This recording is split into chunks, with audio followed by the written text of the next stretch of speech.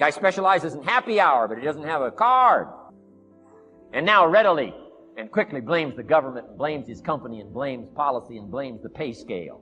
When if he only knew, if he joined the 3%. Here's my advice to you today. Walk away from the 97%.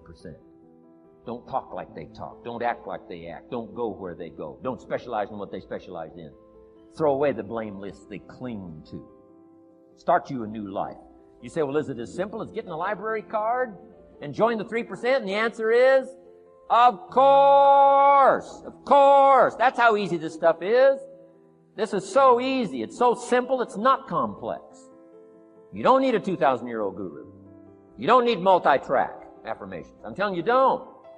Affirmation without discipline is the beginning of delusion.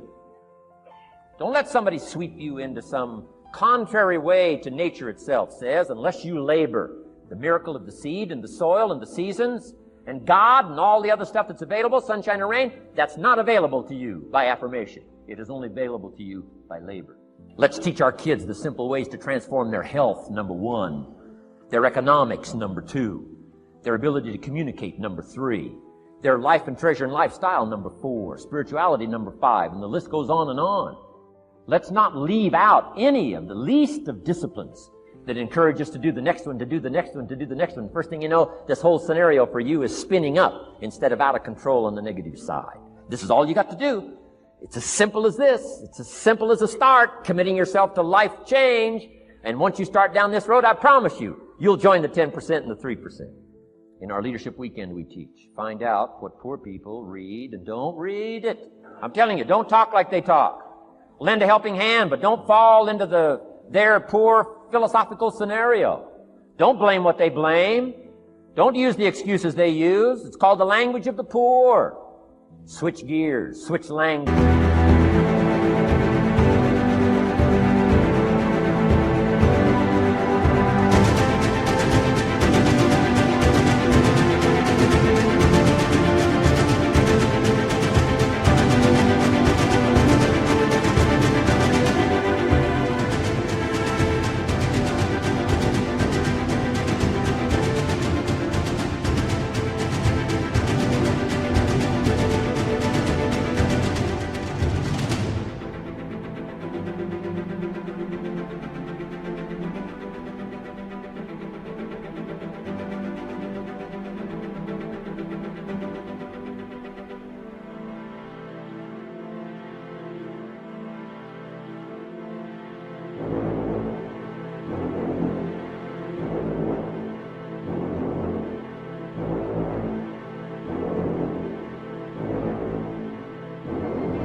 Switch ideas, switch strategy.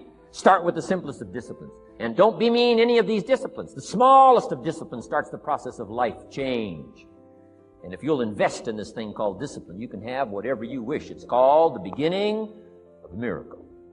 Now here's the last clue on discipline. Do the best you can. I've got a good question for you. Is the best you can do all you can do? And the answer is no, strangely enough. 2, doing the push-ups. Go from 5 to 50. It's a miracle. Number 1, do what you can. Number 2, do the best you can. Here's number 3, rest very little. Don't rest too long. Why? The weeds take the garden. Kids have got that figured out. Can't rest too long. Here's the clue. Make rest a necessity, not an objective. The objective of life is not to rest. The objective of life is to act. Think of more disciplines. Think of more ways and means in which to use your own wisdom and your own philosophy and use your own attitude, your own faith, your own courage, your own commitment, your own desires, your own excitement. Join the 5%, join the 10%, join the 3%. Guess when I went and got this little book, Richest Man in Babylon? The same day I heard about it. I went and got it. Somebody says, well, Mr. Rohn, does that make you different than most other people? And the answer is yes. Somebody says, well, why is that? We don't know. We don't know. What do you know? You don't know. I don't know. None of us knows. Some do and some don't. The numbers don't change. Only the faces change. From those who get in on a seminar like this, listen to a dynamic sermon, read a book, listen to some cassettes, take seriously the next conversation of a friend who wants to level with you, and do something about it. And you can walk away from the 97%, not live there anymore. Because if you don't, the next 6 years of your life will be like the last 6, Mr. Shove said to me, Mr. Rohn, 6 years now you've been working. I'm telling you, the next 6 years of your life is going to be like the last 6 unless you take advantage and start making these personal changes. I made the changes, totally revolutionized my life. So take a look at the next 5 years of your life. It's going to be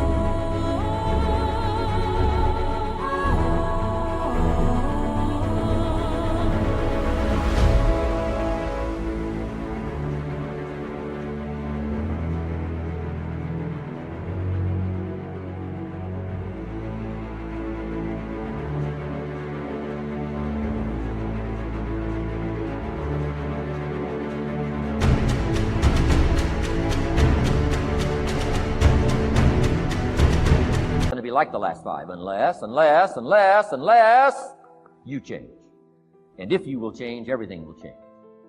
Join the 5%. Whatever position you find yourself in today, we put ourselves there by a series of thoughts and actions. Thoughts turn into things. That's very important to know. So let's look at both sides of it. For people who think negative thoughts, it turns into negative things. And the direct opposite is true for those who think positive thoughts. It turns into positive things. That's the deal. It's as simple as that, folks. Thoughts become things.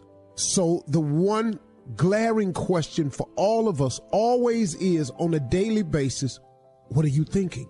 What are your thoughts? What are you thinking? What are your thoughts? Because this is a fact of life. This is biblical. This is spiritual. This is written. This is philosophical. This is the law of the universe. This is just the way it is. Now, and here the cold part, folks. It don't matter if you believe me or not.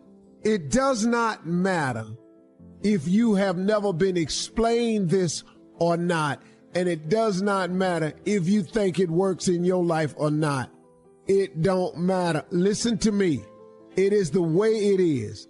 It's just whatever. It's the law of the universe. You call whatever you want to call. However you got to dress this thing up, because this all it is. So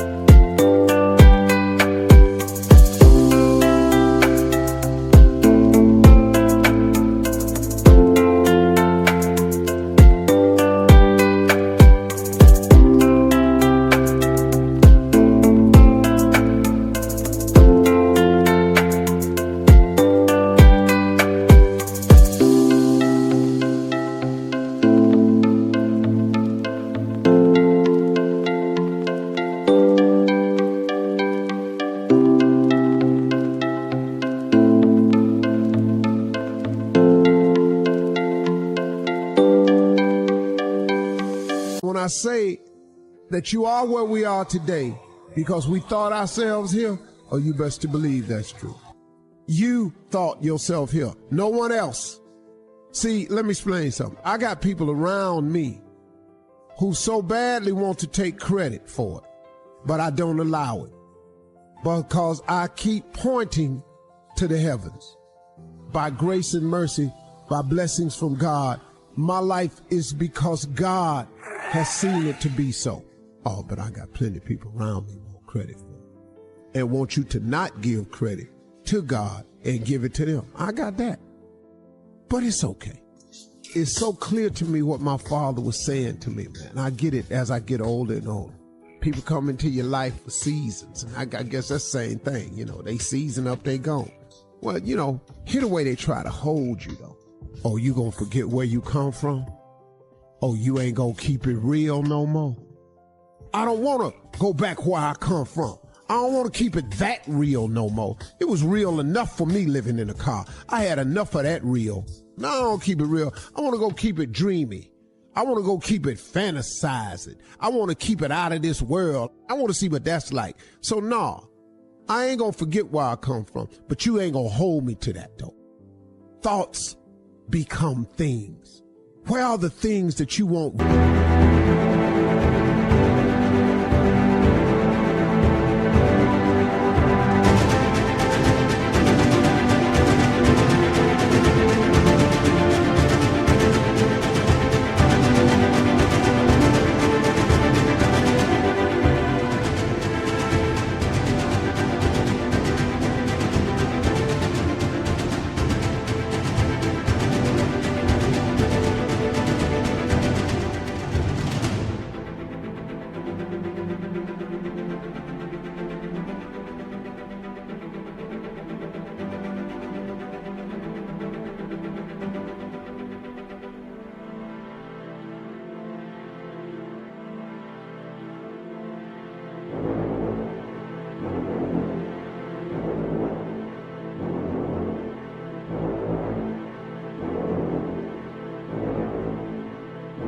Written down.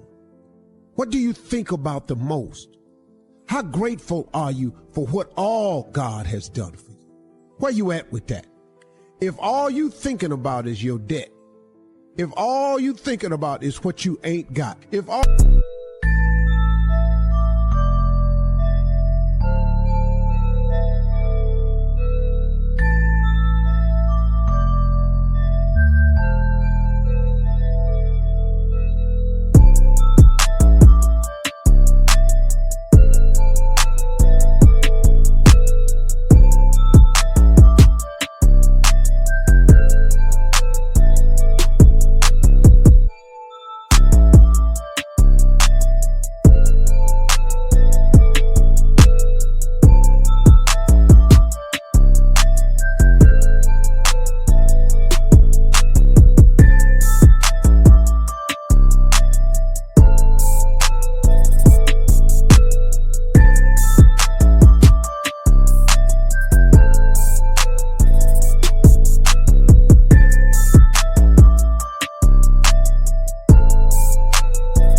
thinking about is every time I turn around, I'm sick. If all you thinking about is the things in life that you're lacking, and if thoughts become things, how much debt you think you gonna stay in?